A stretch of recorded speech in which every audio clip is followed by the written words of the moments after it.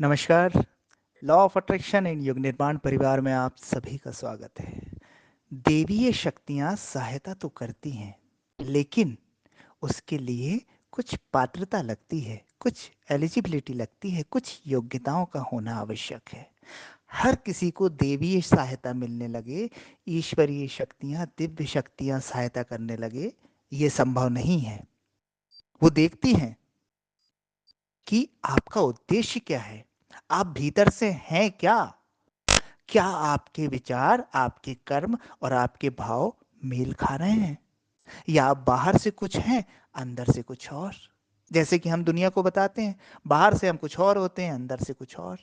तो क्या आप ऐसा दोहरा जीवन जीते हैं, या आपका एकांत और आपका समाज एक सा है, आप भीतर बाहर एक से हैं, आपका उद्देश्य लोक कल्याण का है, आपका उद्देश्य महान है, आप खुद को भी सुधारना चाह रहे हैं, आप लोगों को भी सुधारना चाह रहे हैं, आप खुद का भी भला कर रहे हैं, आप दूसरों की भलाई के लिए भी काम कर रहे हैं, तो निश्चित मानिए देवीय शक्तियां, दिव्य शक्तियां किसी ना किसी रूप में आपके पास उपस्थित हो जाएंगी और आपका मार्गदर्शन करने लगेगी, आपकी राह में आ रहे कांटों को, मुसीबतों को, परेशानियों को हटाने लगेगी।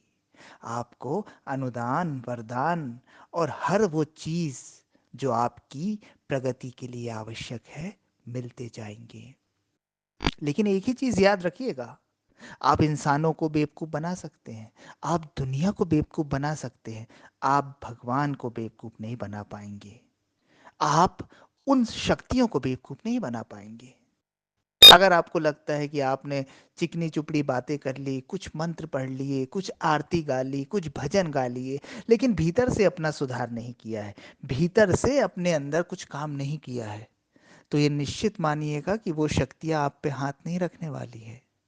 लेकिन अगर आपने भीतर से अपना सुधार कर लिया है, अब आप अपने सुधार में कार्यशील हैं, आप आत्म परिष्कार कर रहे हैं, आप आत्म संशोधन कर रहे हैं, आप जीवन की साधना कर रहे हैं, तो फिर आप नाम मत लीजिएगा, फिर आप मंत्र भी मत कीजिएगा, फिर आप पूजा पाठ भी मत कीजिएगा। आप तक सहायता पहुंच जाएगी, आप तक वो शक्तियां स्वतः पहुंच जाएगी। आपको उनको पुकारने के लिए किसी धर्म स्थल नहीं जाना पड़ेगा, आप जहां होंगे वहां आपके लिए धर्म स्थल उपलब्ध हो जाएगा, वो शक्तियां आपके साथ आ जाएंगी।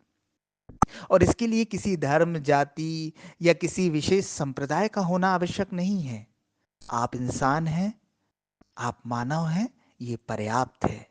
बस आपके भीतर देवत्व होना चाहिए, बस आपके उद्देश्य पवित्र होना चाहिए, बस आपका लक्ष्य महान होना चाहिए।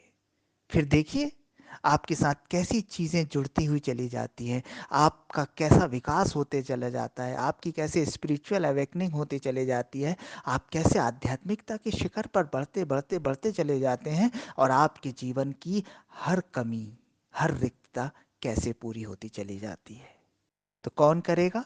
आप करेंगे, आप ही कर सकते हैं, कोई और आपके लिए नहीं करेगा। अनुदान और वरदान पात्र व्यक्तियों को मिलते हैं, भिखारियों को नहीं।